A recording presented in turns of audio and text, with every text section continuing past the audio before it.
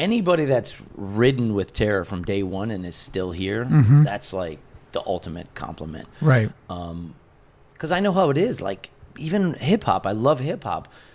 When I look at my favorite Nas record, it's sure fucking not the thing he just fucking did with Kanye West. Right. It's his first record. You love hip-hop music. Fuck yeah. It's unbelievable how similar it is to hardcore. It's unbelievable how, for me, the lyrics mean everything. Yeah. I mean, of course, I need the beats to be up my alley, just like hardcore. I need the music. But if the lyrics aren't saying anything in hardcore hip-hop, it's probably going to take a back seat to something that has lyrics that move me. And just like the whole being on a cool label, having a cool... I use the term crew, and like having a cool crew around you, like digging in the crates crew or something. A lot of these people have their own labels and do their own merch and like tour themselves, and it's the similarities are insane. So,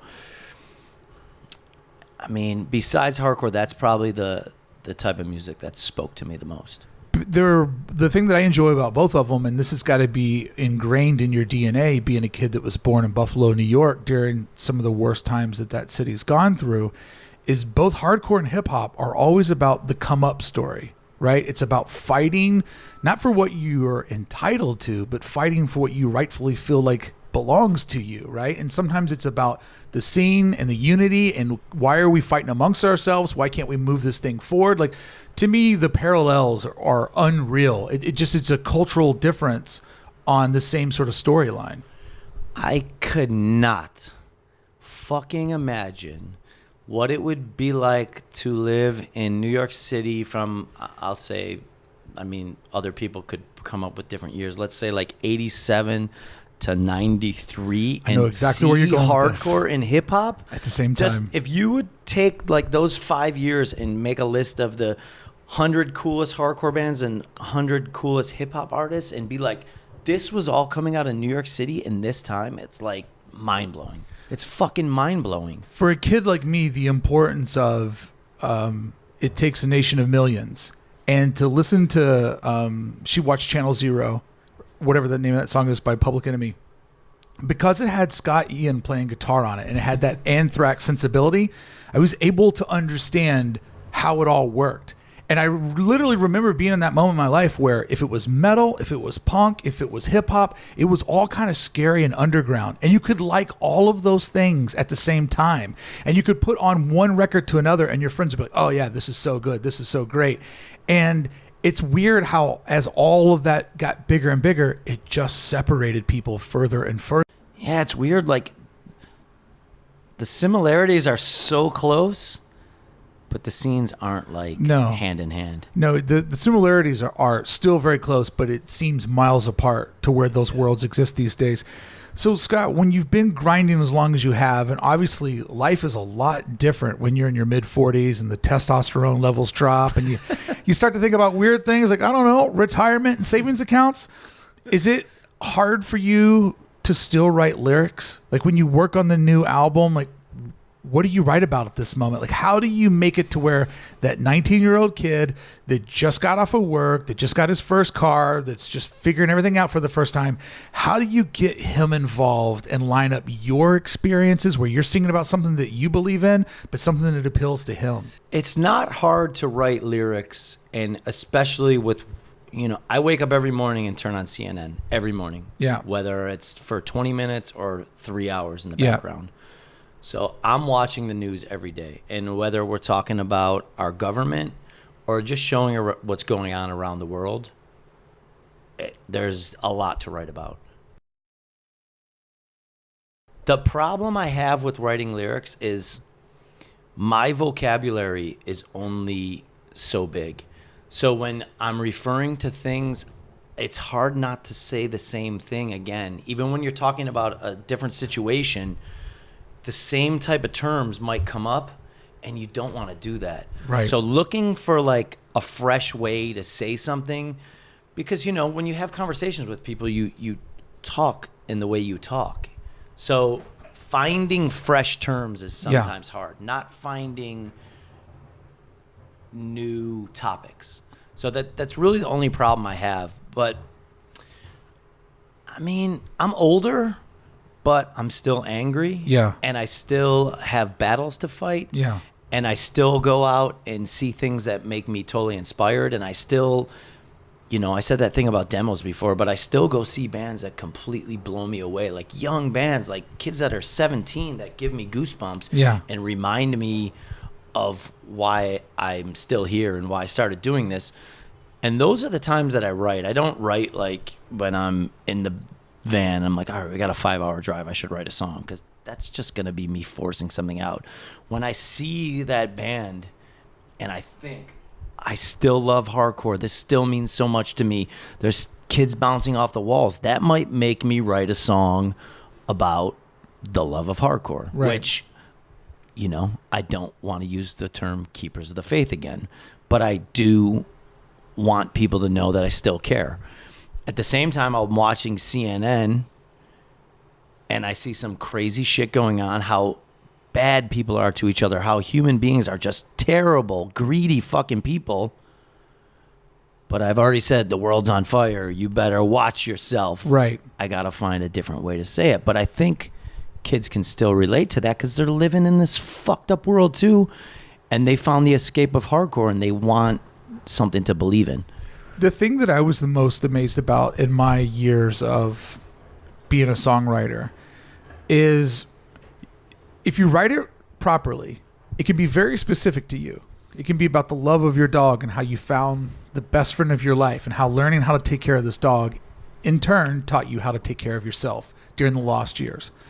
But if you write it just right and you use the word you and I and you put the emotions in there, you've now created an emotional template that the listener, they become the I, their desire becomes the you. And what was written about the love and bond of a dog could be about a father that just passed away or a best friend that just commits suicide.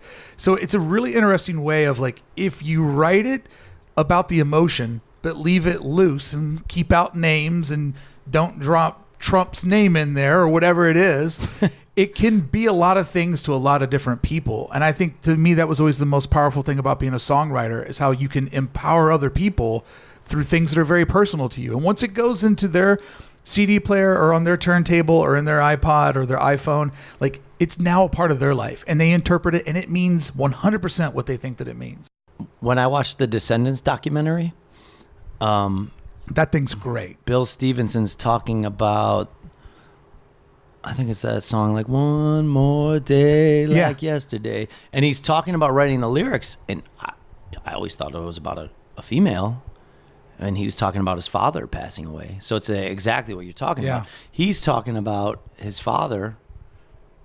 And in my head, it was always about a female. So I think that's one of the beautiful things about lyrics.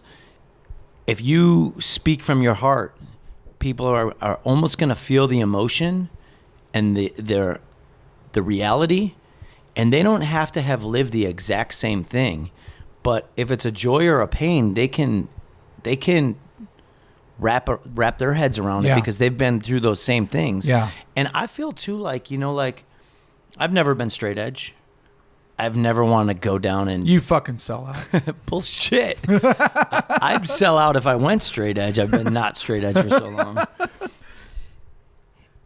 I've never wanted to burn down a drug dealer's house, but when I heard Earth Crisis Firestorm, I felt that shit. Like, that's so intense. I am straight edge. I've never wanted to burn down a drug dealer's home.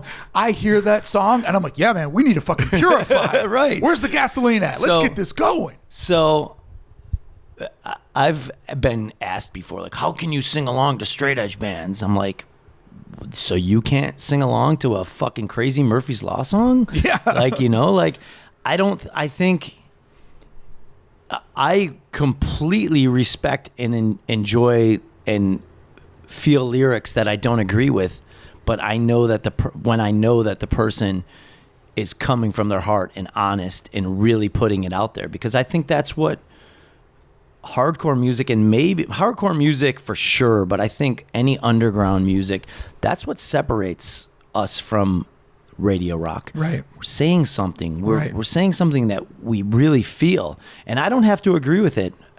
I can respect it. Yeah. Do you feel like at this moment in your life, after 6 or 8 records, do you feel like you still have a lot more story to tell? Absolutely. With the crazy political climate that we live in, right, in a country that really feels divided, do you let the politics get into the music? Do you try to keep it sort of abstract? I mean, I would bet that when the election goes down, someone like yourself that knows all of America, you don't just know the 4 hip cities. You know every nook and cranny of these 48 United States. I don't count the other 2. You probably are not surprised by the way that the vote goes because you have a vibe on the way that the real America looks. It's not surprised, but it's sad. I'm fucking sad. It's like, aren't we better than this? I would have thought so by now. Aren't we smarter than this? Yeah. Haven't we seen enough to learn lessons from mistakes made? Like, it's not surprising, but it's fucking sad. And I mean, to get more direct to your questions, you're right. I'm not going to throw the word Trump in our lyrics, but I can't deny that a lot of the feeling and like this new record is definitely the most aggressive, pissed off terror record maybe since our very first record. And it's a direct reflection of just this world is really fucked up right now. It's been a wild 2 years since you put out record. The United States is like the forefront of fucking insanity. Yeah. And that's sad. Like, sometimes you're a representative of America. Yeah, Europe is very, and I'm not Mr. Politics. I've never been very political, but I can't ignore it right now. I need to know what's going on. And like, you'd go to Europe before and people would kind of slight you like, oh, you're stupid American. Yeah. Now it's like, fuck, man, please don't say anything to me because I don't want to like hang my head in shame. Yeah. It's like really sad. And I don't know, like, did you ever see, I think the movie's called Campaign with Will Ferrell? Yeah, I know what you're talking about. They're like punching babies in the face. Yeah. It's like literally what's going on every day. Like when Trump said when he said he grabbed a pussy. Yeah. I was like, how can this not be over? But it wasn't even close to over. Yeah, the problem with him is nobody knows how to fight him because he fights dirtier than anybody. But if you try to turn the other cheek, he just keeps going at you. Like the guy's a complete political animal. Like he's so far out of boundaries. He's the Happy Gilmore of politics, right? Like he's so out of bounds that nobody even knows how to combat it. There's like no way to like even look at how to combat him because it's. Every day he's doing something that's never been done before or is unbelievable. Yeah, and unprecedented. He just does it and says, I'm the shit. So when you're living in that world and there's this much kind of, there's just this narrative of negativity and things being so different than the world that we had, 6 years ago or the world that you and I were brought up in, does that find its way into the record? Because I know that I carry it around on my subconscious and I try not to talk about it too much on here, but I also feel like I have a certain responsibility that I feel like art has to react to the times that's nurturing it.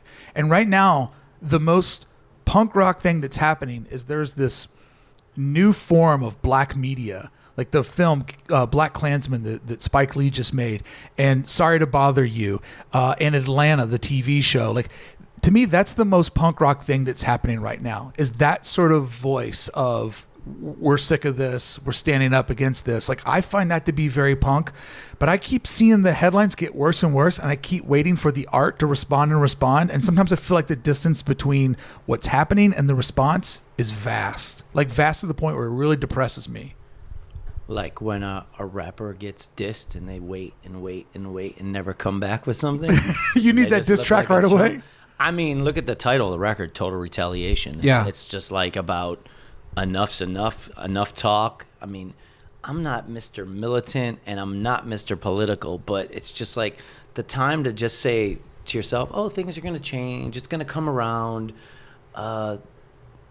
things are going to get better. Like, it's just, that shit doesn't happen. Things are just getting worse and worse and worse. So the climate of the world right now absolutely affected this record. Even take all the lyrics out, you just listen to the music. Yeah. I mean, there's maybe one riff that has any sort of melody. And if you know Terror, we're not a melodic band, but throughout a record there will be melodic elements to it, but those Right. are gone. And everything that's heavy is just heavier. It's still fast, but every note is hitting with a little bit more fury. So, and this isn't a ploy to talk about how great Terror is or how awesome this record is, because I'm not that type of person, but the record's just pissed off because everything you see in this world is pissed off. And there is one or two hints of like, thank God for the hardcore scene and thank God for the people I've met through the hardcore scene. Right. But 98% of the record is, look at humanity. This is fucking disgusting. You better fucking strike back or you're going to be fucking gone soon.